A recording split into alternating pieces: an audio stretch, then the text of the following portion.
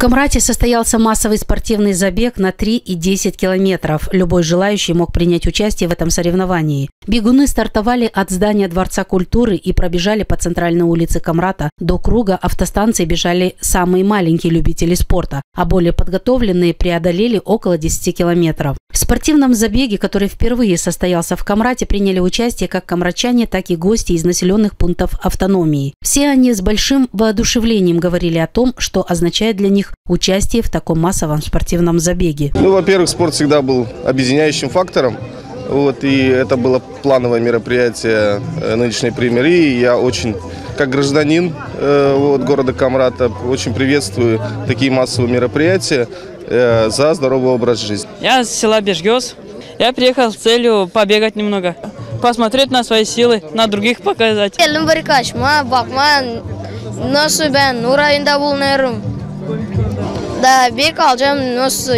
В этом спортивном забеге приняли участие желающие в 3 возрастных категориях. Самый старший из участников, Константин Таушанжи, декан экономического факультета Камратского государственного университета, подчеркнул, что данный забег имеет некоторый смысл пропаганды среди молодежи того, чтобы в нашем обществе больше внимания уделяли развитию спорта. Человек не обращает на свое здоровье. Когда болеет, тогда вспоминает. Поэтому самый второстепенный предмет в школе – это физкультура. Можно не ходить. Так и в университете. Теперь посмотри, сколько здесь преподавателей в школах, которые преподают.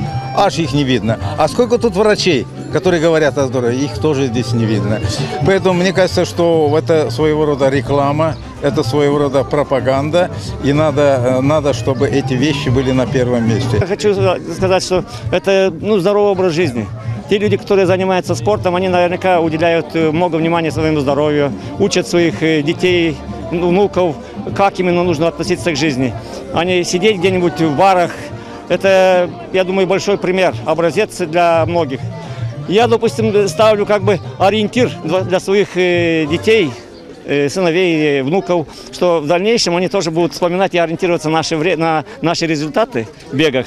Через энное количество лет скажут, вот наш дедушка бежал 54 года такую дистанцию за столько-то времени. Я считаю, что этим я буду гордиться, потому что, слава богу, здоровье позволяет, чтобы выступать на таких соревнованиях. Камрату очень повезло в части спортивных мероприятий и внимание к спорту. Был примар Николай Харлампович Дудогло, очень много внимания уделял, и лицей открыл, и строились площадки.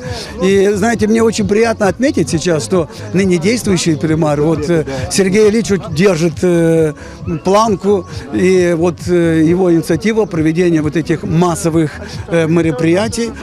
Такие мероприятия, они сплачивают горожан. Эти мероприятия способствуют тому, что горожане становятся здоровее, веселее.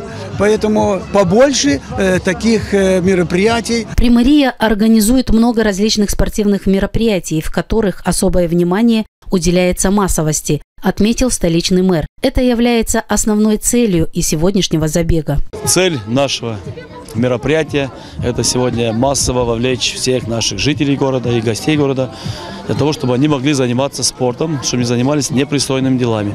Потому что мы много можем сегодня говорить о тех плохих вещах, что у нас происходит в нашем городе. Одни говорят и пьянство, и спайс, и казино, и все что угодно. Но человек должен чем-то заниматься.